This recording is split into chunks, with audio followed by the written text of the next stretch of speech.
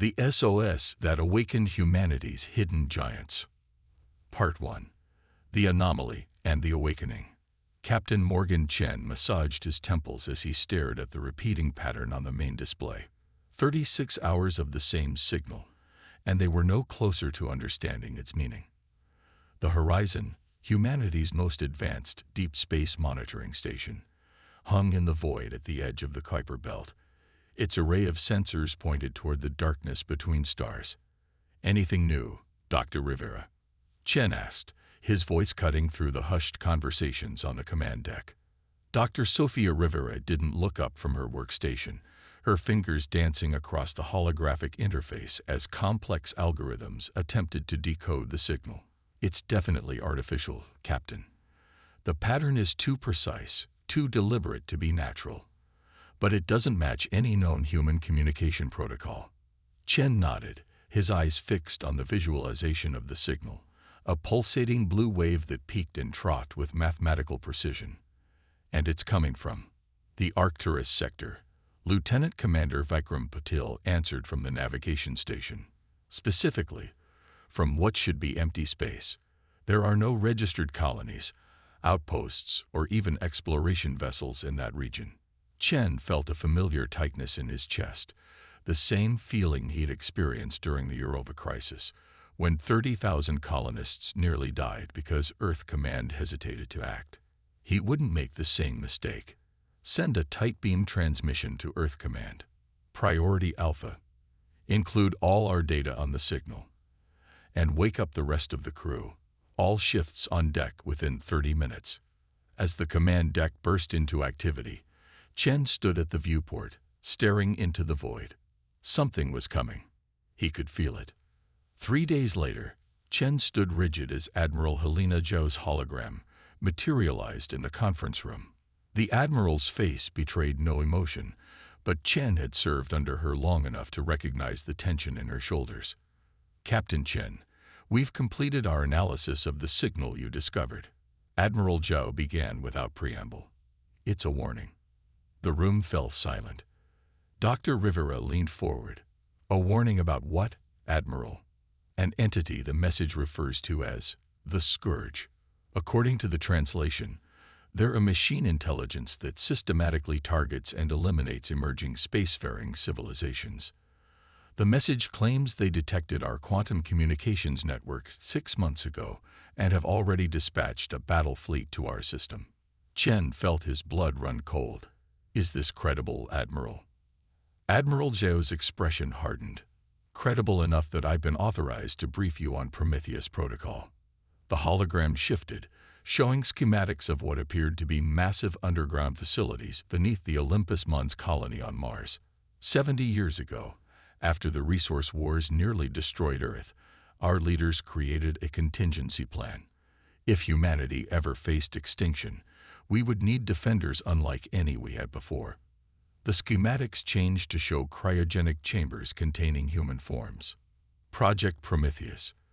300 volunteers underwent extensive genetic modification, neural enhancements, and cybernetic augmentation before entering suspended animation. They were designed to be awakened only in humanity's darkest hour. Chen stared at the images in disbelief. "You're telling me Earth Command has been keeping super soldiers on ice for 7 decades. Not just soldiers, Captain. Scientists, strategists, engineers, people modified to push the boundaries of human potential. And now we're waking them up." Within a week, Chen's orders arrived. The Horizon would be converted into a forward operating base. The first wave of the enhanced humans, officially designated Prometheus operatives, but already nicknamed Titans by the crew, would arrive within the month, along with Earth's most advanced prototype vessel, the EDS Defender. When the Defender emerged from fold space near the Horizon, Chen understood why the ship had been kept secret. Nearly half a kilometer long, its obsidian hull seemed to absorb rather than reflect the distant sunlight. It moved with a grace that seemed impossible for its size, maneuvering alongside the station with precision that made the Horizon's own shuttles look clumsy by comparison. Commander Ilara Drake was the first of the Titans to board the Horizon. Standing over 2 meters tall with shoulders like a weightlifter, she still moved with the fluid grace of a dancer. Her eyes, an unnatural gold, assessed Chen and his crew in seconds. "Captain Chen," she said, her voice a resonant contralto, "your discovery may have saved humanity from extinction." Over the next week, 20 more Titans arrived. Each was physically impressive, but it was their minds that truly set them apart. They absorbed information at rates that seemed impossible, mastering complex systems in hours rather than weeks. Dr. Marcus Reed, the Titan's lead scientist, explained it to Chen as they watched Drake reconfigure the station's defense systems with inhuman speed. "We were engineered for accelerated neural pathways," he said, his silver eyes tracking complex equations that flashed across the screen too quickly for Chen to follow. "Our brains process information differently. It's not that we're smarter. We just think faster, make connections quicker." "And you volunteered for this?" Chen asked, studying the man who appeared to be in his 30s but was chronologically over 100 years old. Reed's expression grew distant. Earth was still recovering from the resource wars. Many of us had lost everything. The chance to serve humanity, even if it meant sleeping for decades. It felt like purpose. The signal returned 2 weeks later, stronger and clearly directed at the horizon. This time, they were ready. The Titan's enhanced capabilities allowed them to decode it fully. A holographic figure materialized on the command deck, humanoid but clearly not human, with translucent skin that shifted colors like an oil slick and 4 arms that moved with hypnotic grace. "I am emissary Kirnax of the Galactic Concord," the alien said, its voice translated through algorithms the Titans had developed. "Your world has been marked by the Scourge. They detect civilizations when they reach certain technological thresholds, particularly quantum communications and fold space travel. You have achieved both." "These Scourge?" Commander Drake asked, stepping forward. "What exactly are they?" "Autonomous weapons created by a long-extinct civilization. They were programmed to prevent any species from reaching their creator's level of technology. For millennia, they have systematically eliminated emerging spacefaring races. Few survive their culling." "But you did," Chen noted. Kirnax's eyes, 6 iridescent orbs arranged in a circle, pulsed with blue light. "Some of us hide. Some adapt. None truly prosper under their shadow. We detected your civilization's emissions decades ago, but could not risk contact until now. The Scourge have already dispatched scout ships to your sector. You have perhaps one of your months before they arrive." Chen looked at Drake, whose enhanced mind was already calculating possibilities. "We need to meet Emissary Kirnax. Exchange information, technology." "Dangerous," Kirnax replied, "but necessary. I will transmit coordinates for a neutral location. Bring only your most essential personnel." The hologram flickered out. Admiral Zhao authorized the mission immediately. Chen would command, with Drake and 5 other Titans accompanying him aboard the Defender. They traveled to an abandoned mining outpost in a remote asteroid field, where representatives from 5 different species awaited them. Kirnax greeted them personally, leading them to a chamber filled with holographic projections of destroyed worlds. 83 civilizations eradicated in the last millennium alone, the alien explained. The Scourge follow predictable patterns, but their technology is centuries beyond anything the Concord possesses. They cannot be reasoned with, cannot be surrendered to. They simply execute their ancient programming with terrible efficiency. "What about weaknesses?" Drake asked, her enhanced mind already analyzing the tactical displays. For the first time, Kirnax's expression showed something like hope. "That is why we contacted you. Humans approach problems differently than any species we've encountered. Your history is marked by warfare, yet also by remarkable innovation under pressure. The Scourge have never encountered a species like yours." Chen felt the weight of billions of lives settling on his shoulders. "Then we'd better start planning." For 2 weeks, humans and aliens worked together, sharing technologies and strategies. The aliens provided detailed information about Scourge ships and tactics, while the Titans devised unconventional countermeasures that the methodical machines might not anticipate. As they prepared to return to the horizon with their new allies, Dr. Reed approached Chen on the observation deck. "You know why we were really created, don't you?" he asked quietly. Chen looked at the enhanced human.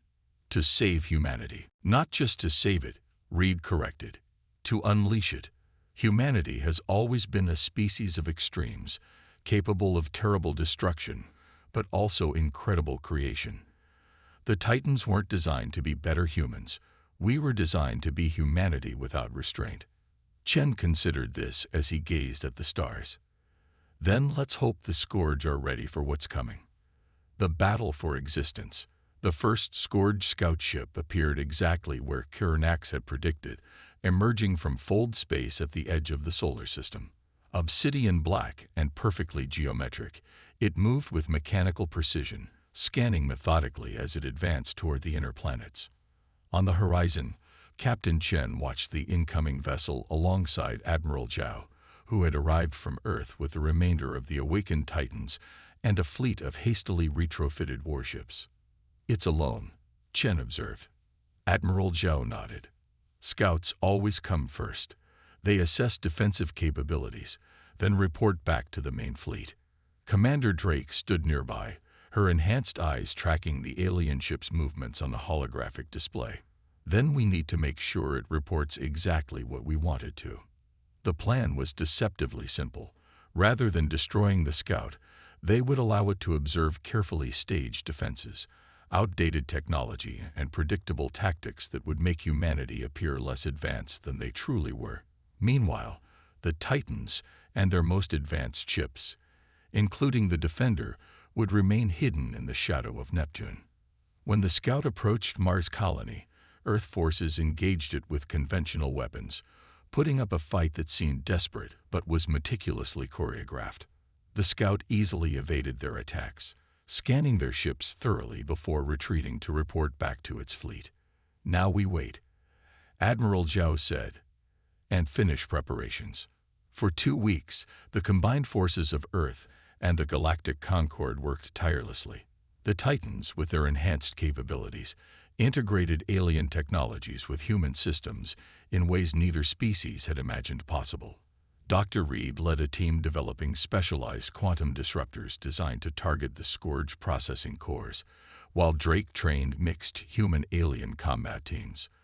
When the main Scourge fleet arrived, 8 massive ships arranged in perfect geometric formation, humanity was ready. The machines followed their programming exactly as Kirinax had predicted.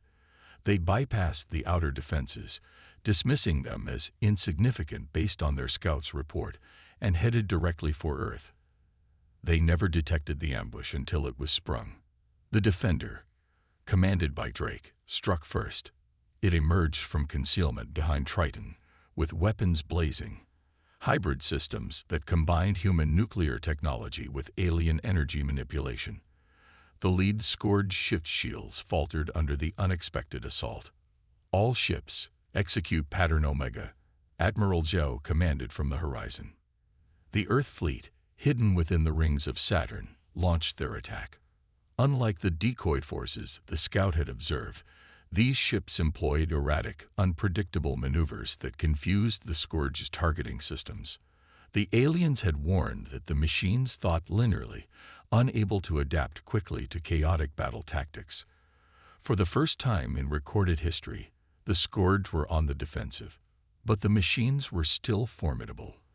The momentary advantage of surprise faded as their superior firepower began to tell. 3 Earth vessels were vaporized in rapid succession as the Scourge adapted to the human tactics. "They're recalibrating faster than we anticipated," Dr. Reed reported from his station on the horizon. "Their quantum processing is evolving in real time." Chen watched as the Defender took a direct hit, its starboard section erupting in flames that quickly extinguished in the vacuum. "We need to deploy the disruptors now, before they fully adapt." Drake's voice came through the comm, steady despite the chaos visible behind her on the Defender's bridge. Defender moving into position. Disruptor teams standing by. The plan called for the Defender to get close enough to the Scourge command ship to deploy the quantum disruptors. Devices designed to create localized reality fluctuations that would overload the machine's processing cores. But with the Scourge adapting so quickly, it seemed impossible. Then Lieutenant Commander Patel spoke up. "Captain, I have an idea." Chen turned to the navigation officer. "I'm listening. The Scourge are adapting to our tactics, but they're still machines. They think in algorithms, probabilities. What if we do something completely irrational? Something no algorithm would predict because it makes no tactical sense." Chen stared at him. "What did you have in mind?" 10 minutes later, Chen found himself aboard a small maintenance shuttle, piloting manually toward the heart of the Scourge formation. Behind him, 3 junior officers operated what amounted to little more than scanner equipment and emergency thrusters. "This is either the bravest or stupidest thing I've ever done," muttered Ensign Park from the sensor station. "Sometimes they're the same thing," Chen replied, his hand steady on the controls as they weaved between massive energy beams. The Scourge completely ignored them. Their algorithms, designed to target threats based on weapons capability and defensive systems, registered the maintenance shuttle as insignificant, no more worthy of attention than space debris. As they approached the command ship, a massive hexagonal structure that dwarfed even the Defender, Chen activated the comm. "We're in position, Commander Drake. Execute Phase 2. Across the battlefield, the Defender and 3 other Earth vessels suddenly broke formation, accelerating directly toward the largest Scourge ships in what appeared to be a suicidal charge. The Scourge responded predictably, concentrating their fire on these new threats. With the enemy's attention diverted, Chen's shuttle slipped unnoticed into a maintenance dock on the Scourge command ship, a vulnerability Kira Nax had identified from previous encounters. "Deploying disruptors," Lieutenant Kim reported, her voice tight with tension as she activated the devices Reed's team had created. The quantum disruptors were beautiful in their simplicity. Rather than attempting to hack or destroy the Scourge systems directly, an impossible task given their technological superiority, the devices created localized quantum field disruptions that forced the machine's processors to handle impossible calculations. "Disruptors active. We have 3 minutes to clear the ship before they detonate," Kim announced. Chen guided the shuttle out of the dock, accelerating away from the massive vessel. Behind them, the first effects of the disruptors became visible as sections of the command ship flickered in and out of phase with normal space. "All ships, clear the engagement zone," Admiral Zhao ordered. "Quantum detonation imminent." The human and allied forces broke contact, accelerating away from the Scourge formation. The machines, their command structure compromised by the disruptors, responded sluggishly, their once coordinated movements now erratic. When the disruptors reached critical mass, the result wasn't the explosive destruction Chen had expected. Instead, the Scourge command ship simply unraveled. It was as if reality itself rejected the vessel's existence, pulling it apart layer by layer until nothing remained but scattered particles. The effect cascaded to the other Scourge vessels, their networked systems sharing the fatal computational errors. One by one, they dissolved into the void. Aboard the Horizon, the command deck erupted in cheers as the last Scourge ship disappeared from their sensors. But Chen knew, as did the Titans and their alien allies, that this was only the beginning. They had destroyed a single fleet, but somewhere in the darkness between stars, the main Scourge force was waiting. As the Earth forces regrouped, Chen found himself in the observation lounge with Commander Drake and Dr. Reed. The 3 stood in silence, watching as repair ships attended to damaged vessels. "It wasn't the Titans that won this battle," Drake said finally. "It was Lieutenant Commander Patel's irrational plan. A plan no enhanced human would have considered because it defied all tactical logic." Reed nodded. "That's the irony of our existence. We were created to save humanity, but it's humanity's unpredictability. Its chaos, that may prove to be its greatest strength. Chen thought about the maintenance shuttle mission, 4 ordinary humans in what amounted to a space tugboat, taking on an advanced machine race. Perhaps that's what Kirinax meant when they said the Scourge had never encountered a species like ours. Not because of our technology or even our titans, but because of our illogical, irrational human nature. The Scourge will return, Drake said, her enhanced eyes fixed on the stars. And they'll be adapted to our tactics. Then we'll change the tactics, Chen replied. That's what humans do. We adapt, we evolve, we survive. As if on cue, a communication alert sounded. Admiral Zhou's voice came through the speaker. Captain Chen. Commander Drake. Dr. Reed. Report to the command deck immediately. We're receiving transmissions from 17 different species across 3 sectors. Word of our victory is spreading. Chen exchanged glances with the 2 titans. It seems the galaxy is watching us now. Good, Reed said with a smile that contained equal parts determination and anticipation. Let them watch. Let the Scourge watch. Humanity has awakened, both its slumbering giants and its underlying potential, and we're just getting started. As they walked toward the command deck, Chen felt a new sensation replacing the weight of responsibility he'd carried since the alien signal first appeared. It was something he hadn't felt in a long time, something that had been in short supply across the galaxy if Kirinax was to be believed. Hope. The Scourge had never encountered humans before. They were about to learn why that was a mistake.